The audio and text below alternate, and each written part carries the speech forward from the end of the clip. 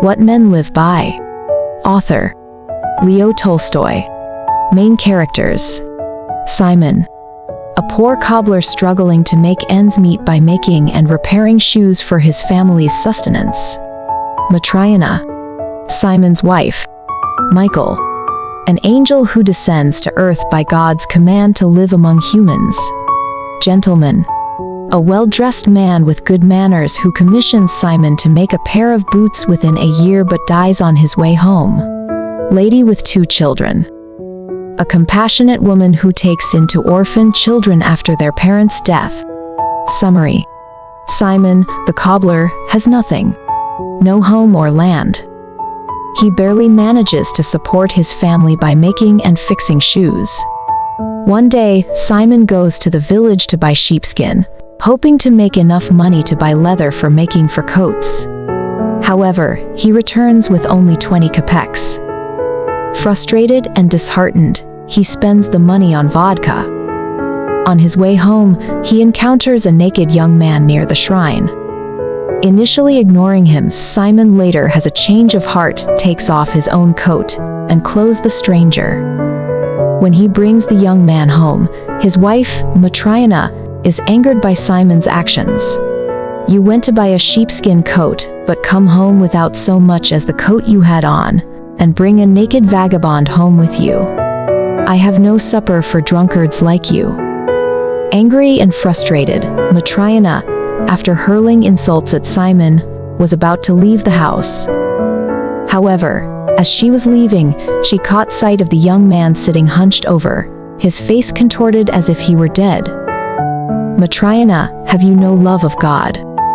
Simon asked. Upon hearing Simon's words, Matryoshka glanced back at the stranger and gradually calmed down.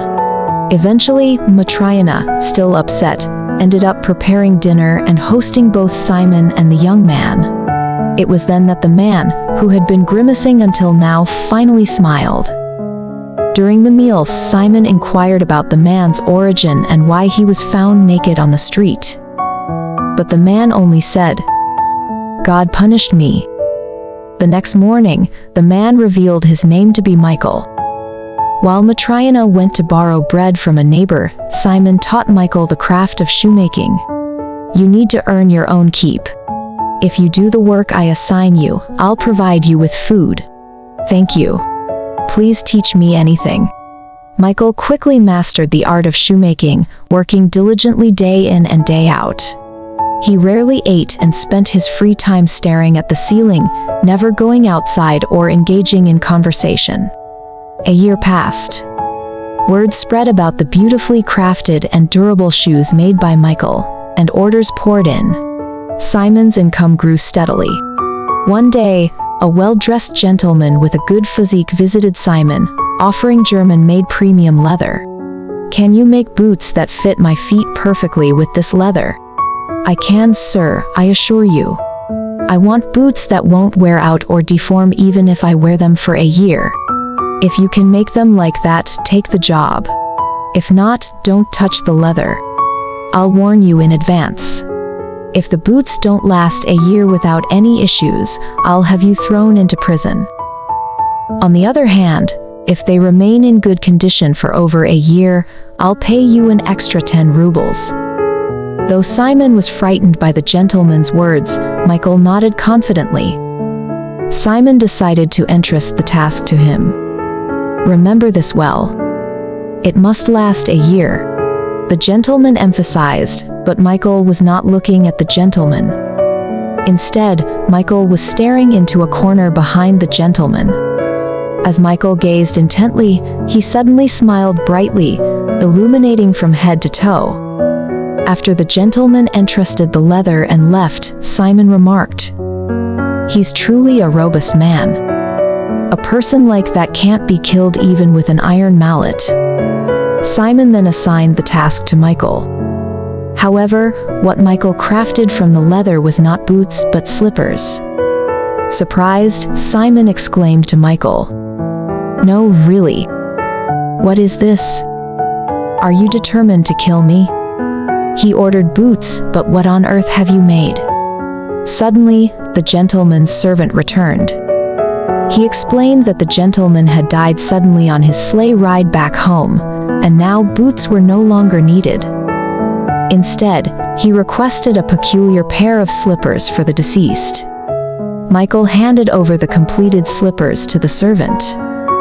After the servant bid his farewell and left, Simon looked at Michael in astonishment.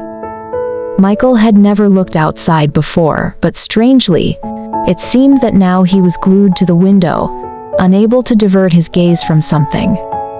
Time passed, and 6 years had gone by since Michael came to Simon's house. Michael still didn't go anywhere and didn't make any jokes. During these 6 years, Michael had only smiled twice. The first time was when Matryoshka was preparing dinner, and the second time was when the gentleman came to order boots. Simon found Michael admirable. Now Simon was worried that Michael might leave for some other place. Then, one day, Simon was surprised once again. Michael, as before, was glued to the window, unable to take his eyes off something. Curious, Simon wondered what was happening. Just as he was pondering, a woman entered with 2 young girls. "Welcome. May I ask why you've come?" These girls wanted to get measured for leather boots for the spring. Simon was astonished inwardly as he noticed something different about Michael this time. Michael had stopped working and couldn't seem to take his eyes off the 2 young girls. The girls were adorable, but Michael's gaze seemed to have a deeper connection, as if he already knew them. Simon, inwardly puzzled, measured the girls' feet. One of the girls had a foot disability, making one of her feet uncomfortable. Why is this cute child like this? Was she born with it? No, her mother crushed her leg. Matryoshka, who had been listening, asked, "Then, madam, are you not their birth mother? It happened 6 years ago." The woman shared the story of the 2 girls with Matryoshka and Simon. The father of the 2 girls died in an accident in the woods 3 days before they were born. Their mother gave birth to them but died shortly afterward. Adding to the tragedy, as the mother collapsed onto one child when she died, the child's leg was pinned, leading to the disability. The babies were left alone. What was to be done with them? I was the only one with a breastfeeding child among the women gathered there. At that time, my son was only 8 weeks old. So, I temporarily took care of these 2 children. The woman explained. I only nursed the healthy child. I never considered giving milk to the crippled one because I thought she wouldn't survive. However, as I pondered why this angelic soul had to die, a compassionate feeling arose in me. Eventually, I nursed all 3 children. Luckily, being young and having an ample milk supply, I was able to raise the children without much difficulty. Our living conditions improved gradually. However, my own child died 2 years later, and I haven't had any more children since. So, if it weren't for these 2, I would have lived a lonely life. It's only natural for me to cherish these children. Matryoshka sighed deeply and said, "The proverb is true that says, one may live without father or mother, but one cannot live without God." In the midst of their conversation, suddenly a bright light flashed from the direction where Michael was sitting, like a summer lightning. Everyone turned to look at Michael, who was sitting with his hands on his knees, smiling while gazing upwards.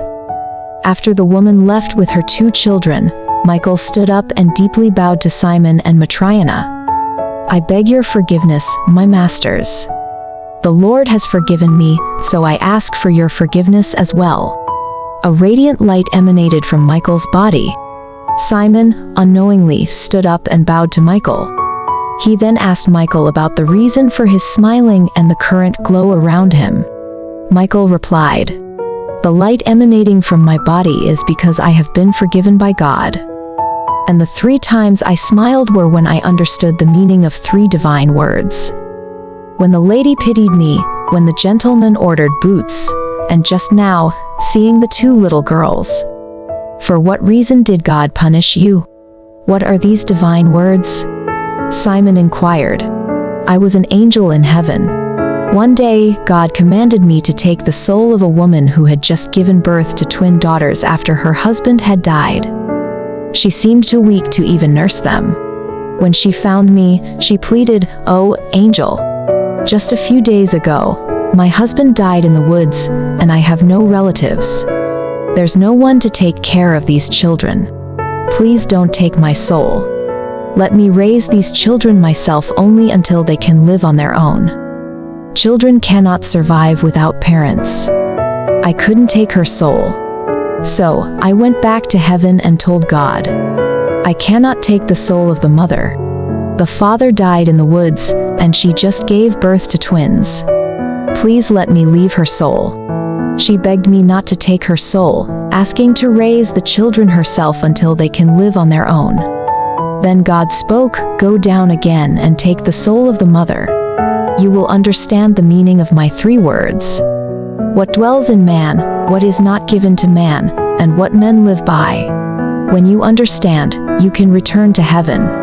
I went down again and took the mother's soul. The 2 children fell from her chest. Her body rolled over on the bed and crushed one babe, twisting its leg. At that moment, a strong wind arose, breaking my wings. The woman's soul went to God, and I fell to the ground, losing my wings. Simon and Matriana were moved with fear and joy, shedding tears.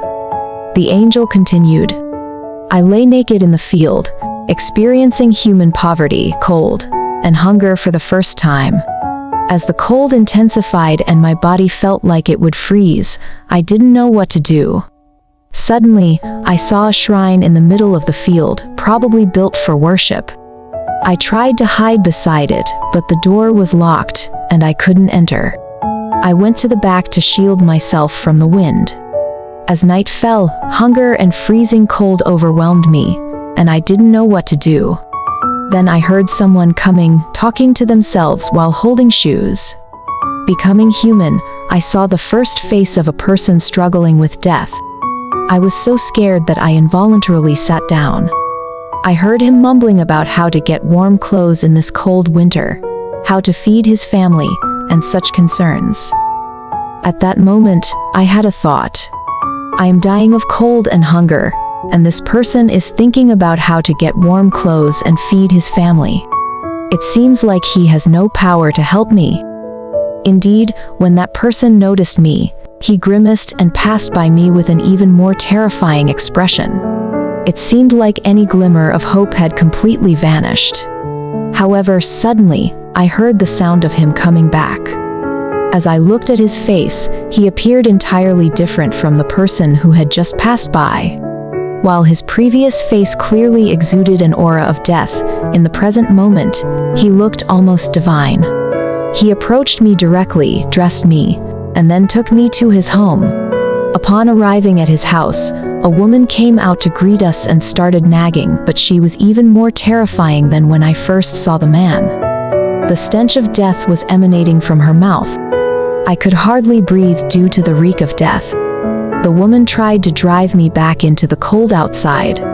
If she had succeeded in kicking me out, she would have lost her life. However, when her husband reminded her of God, her attitude quickly changed. When she suggested dinner, looking at me, her face no longer showed the shadow of death but was filled with life. I finally recognized the God within her heart. In that moment, I recalled the first words of the Lord, "You will come to know what dwells in man. What dwells in man is love." I rejoiced as the realization of God's promise to me began. However, I still did not know everything. I did not know what was not given to man, nor what men lived by. Living with all of you, a year has passed. Then, one day, someone came and ordered a pair of boots that would not wear out or break for a year. As I looked at this person, unexpectedly, my companion, the angel of death, was standing behind him. Of course, no one but me could see the angel. I knew that his soul would depart before the day ended. So, I thought to myself, this person is preparing for the next year, unaware of the fact that he will die this evening. At that moment, I recalled the second commandment of the Lord, discover what is not given to man. I already knew what lay hidden within the human heart. However, this time, I came to know what was not given to humans: the knowledge of what their own bodies needed. Therefore, I smiled again for the second time. I was delighted to meet the friend, the angel of death, and grateful for the revelation of the second commandment by the Lord. Yet, I still did not understand everything. I waited while continuing to live here for the moment when the Lord would deliver his final words. Today marks exactly 6 years, and a woman came with twin girls. As I saw those twin girls, memories of the past flooded back. Those girls had survived. I thought to myself, when their mother pleaded for her life, I believed her words without hesitation. I thought that children could not survive without parents, but here is a stranger nursing and caring for the children by breastfeeding them. Not only that, when the woman shed tears moved by the pure souls of those children, I couldn't help but discover the presence of God living within her heart. Ultimately, I realized what men lived by. With this, God granted me forgiveness in his final words. Realizing this, I smiled for the third time. Suddenly, the angel's body appeared, enveloped in light to the extent that it couldn't be seen with the eyes. The angel began to speak with a loud voice, not from his mouth but echoing as if from heaven. I have realized. Humans do not live by examining and worrying about themselves, but by living with love. The mother did not possess the power to know what was needed to protect her child's life. Similarly, the gentleman did not know what he needed for himself. The power to know what a living person needs, whether they need boots or slippers in death, is not granted to anyone. Even after becoming human, I was able to live not because I examined and worried about myself, but because the love within the hearts of the man who was passing by and the love of that woman felt compassion for me. The fact that two orphan children are growing well is not solely due to everyone's concern, but because the love within that woman's heart regarded and cared for them. The reason why everyone is living is not that they worry and care for themselves, but because love exists within them. Although I already knew that God gives life to people and wishes them to live well, I gained another realization this time. It is that God did not instruct each individual on what they need for themselves because he does not want people to scatter in different directions. It is because God desires people to gather and live together that he instructs each person on what they need for themselves, for the sake of others and for the sake of everyone. Finally, I truly understand now. The idea that people can live by worrying about themselves is merely a perception. In reality, humans can only live by love. Those who live in love live within God, and God lives within them. As God is love, people live only by love. Suddenly, the house began to shake. The Simon family prostrated on the ground. The angel ascended into the sky. When Simon regained consciousness, the house stood as it did before, and there was no one in the house except for his own family.